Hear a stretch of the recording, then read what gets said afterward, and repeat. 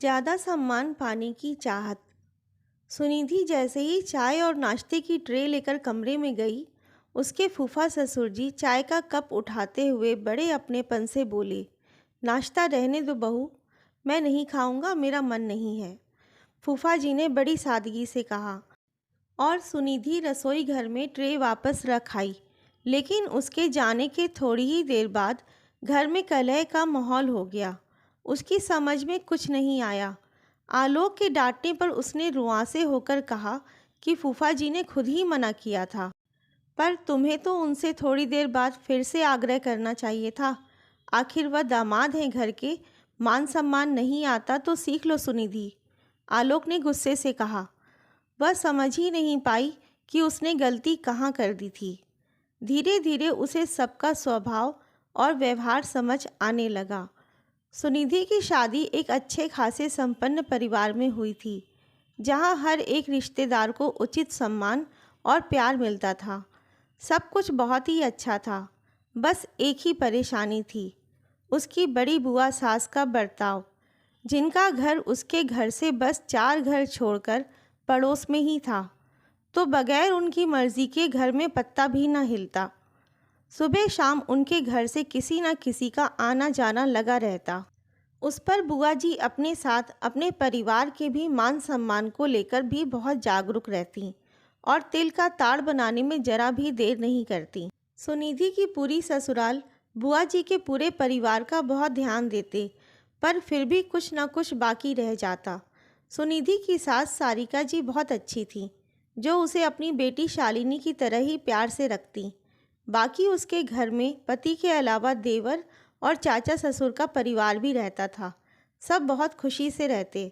शालिनी ने सुनिधि को बुआ जी के बारे में सब बता दिया था और सुनिधि खुद भी देख चुकी थी कि किस तरह उसकी सास और चाची सास सावधानी रखने लगती उनके आते ही। नहीं तो पापा जी या चाचा जी की उन सबको नाराज़गी झेलनी पड़ती। सुनिधि भी परिवार काफ़ी अच्छे से संभालना सीख रही थी। फिर भी बुआ फूफा जी को घर में आते ही अक्सर किसी न किसी छोटी मोटी बात पर नाराज़ होकर बखेड़ा करना उनका स्वभाव बन चुका था। सबसे पहले घर में कुछ भी आता तो बुआ जी के घर ही जाता, या वह जब घर आती तो पहले उन्हीं को दिया जाता। बुआ जी भी इस आदर से बहुत खुश होती। पर फूफा जी, उनकी बड़ी गंदी आदत थी। पहले तो उन्हें कुछ भी नाश्ता या कोई खाने की चीज़ परोसी जाती तो वे मना कर देते, लेकिन घर की महिलाओं के खाने पर बैठते ही उन्हें वही चीज़ चाहिए होती। सुनिधि की शादी को ज़्यादा समय नहीं हुआ था और पहला सावन का सोमवार आने वाला था।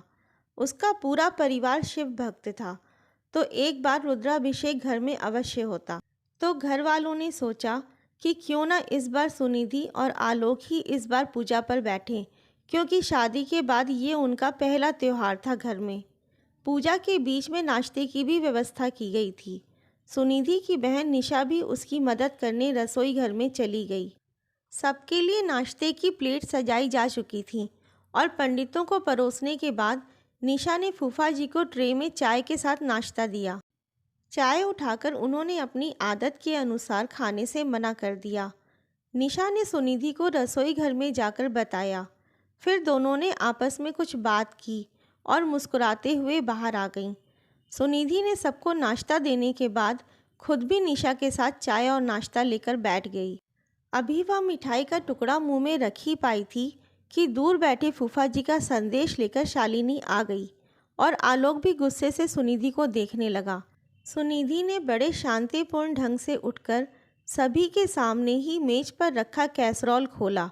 उसमें अंदर रखी प्लेट उठाकर ट्रे में रखते हुए आलोक से बोली, मुझे पता था ऐसा होगा, इसलिए मैंने पहले ही कैसरोल में इसे रख दिया था।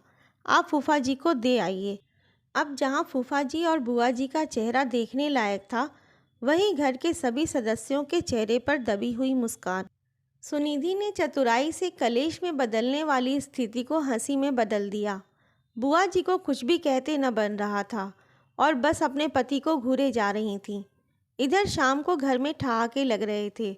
सारिका जी ने सुनिधि को शाबाशी देते हुए कहा, जो हम दोनों देवरानी जेठानी इतने सालों में न कर पाए, वो तुमने पहली बार में ही कर दिखाया।